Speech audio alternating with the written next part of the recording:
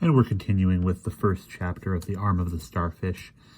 Adam has met Callie at the airport where he was waiting to meet Dr. O'Keefe, who is a marine biologist, and Callie says that she needs to warn him about Dr. O'Keefe. So we are going back to the beginning of where the last video cut off, to the beginning of that sentence that got cut.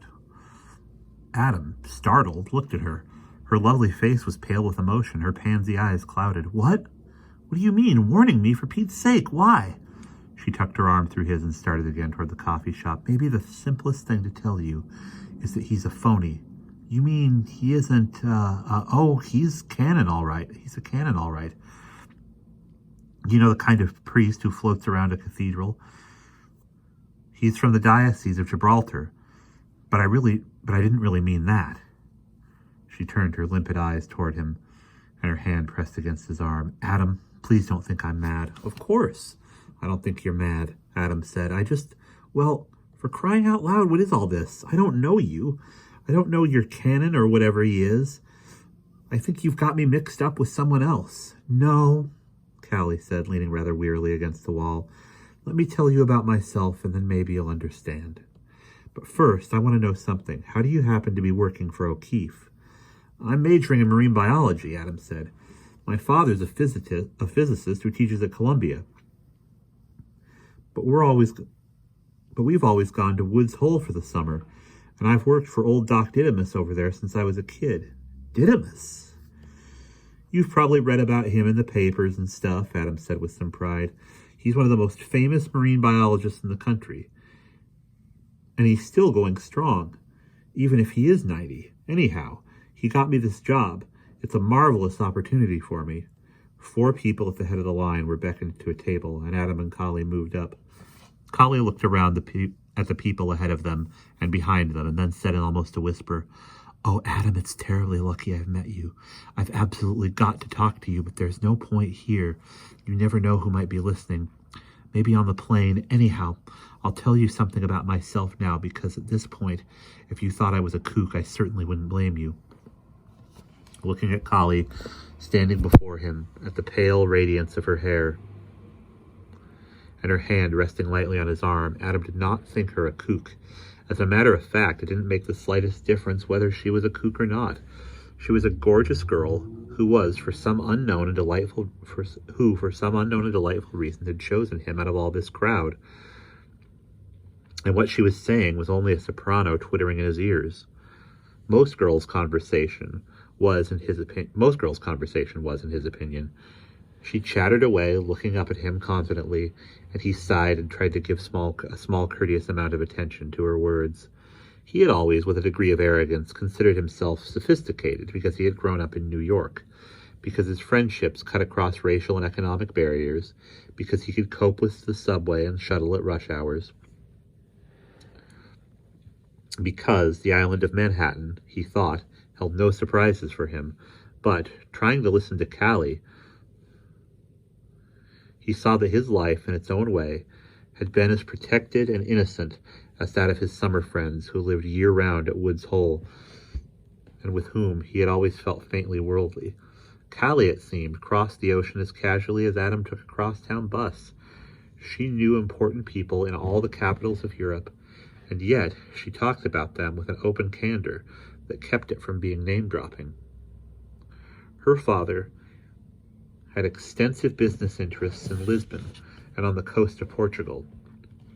They had an apartment in Lisbon and were intimate with everybody in the American and British embassies. Because Callie had no mother, she acted as her father's hostess for all his entertaining. And we do lots and lots of it, she said. Daddy's a sort of unofficial cultural attaché, only lots more so. I mean, he's ever so much more important. Good public relations and stuff, fine business and fun, too. As Adam listened, his mouth opened a little in admiration and awe.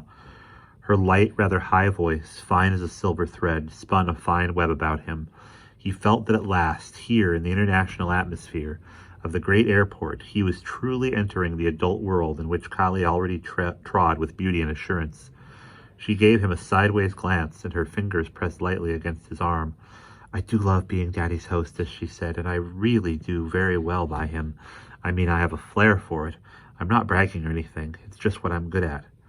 Adam could easily picture her being gracious and charming and radiant and having every man in the room at her feet. There was a group of 6 young people ahead of him, 3 boys and 3 girls. Adam felt that the boys were conscious of Callie's exotic beauty and envious because it was his arm she held, and that the girls were conscious of the boys' consciousness and annoyed by it. Those jerks, he thought. I wonder what they're doing here anyway. The harassed coffee shop hostess moved through the crowd toward the line and held up her fingers. 2?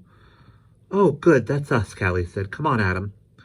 They were taken to a dark table in the corner. A waitress wiped off with the wet rings of crumbs that stuck menus at them. Callie ignored the menus. I just want a cheeseburger and a Coke. Is that okay by you, Adam? Sure, fine. Callie waved the menus and the waitress away with an airy command that just barely missed rudeness. She leaned over the table toward Adam. This was luck, getting a corner table like this. I guess we can talk a little if we keep our voices low. This, what's his name? Didymus. You're sure he's all right? You can trust him? Of course. We've always known old Doc. He's like my grandfather. She pressed the tips of her long, lovely fingers together thoughtfully. I wonder... What? I wonder how well he knows O'Keefe, if he's 90. There are no fleas on old Doc. You'd never take him for over 60. O'Keefe has a reputation, all right, Callie said. I mean, he's a scientist. That's no front. Why should there be a front? Oh, Adam, it's so complicated. We are on the same flight, aren't we? They were not. Adam was going to Swissair and Callie Alitalia. She looked at him blankly. How long are you going to be in Lisbon? I don't think at all. I'm being met there and flown right over to Gaia, or right on to Gaia. The waitress plunked their orders in front of them, slopping their Cokes. Callie looked at her sweetly. I'm so sorry to trouble you, but would you mind wiping the table, please? Thank you so much. Then she looked somberly at Adam. This is bad. I've got to see you somehow. Do you think you'll be coming to Lisbon at all? I don't know. I rather doubt it. Then I'll get to Gaia. I'll manage because I can't. She held up her hand for silence as the loudspeaker blared. That's my flight, Adam. The fog must be lifting. Come with me quickly, and I'll tell you what I can. They left their untouched food, and Adam picked up the check. Callie waited impatiently while he paid and got change. They hurried along the echoing corridor. Listen quickly, she said. I can't really tell you anything now, but just watch out for O'Keefe, Adam. He's in thick with Ken and Tallis. That's O'Keefe's kid with Tallis now. Dr. O'Keefe's? Yes. I told you they were in cahoots. He has dozens of kids, Calvin. I mean, O'Keefe and Tallis are against us, Adam. Don't let them rope you in. I'll try to get you to meet Daddy somehow or other as soon as I can. I'm not being an alarmist, Adam. I know what I'm talking about, believe me. Adam almost believed, in spite of the wildness of Callie's words. There was something about her that carried conviction, and Callie, with her sophistication and beauty, did not need to invent stories to get attention.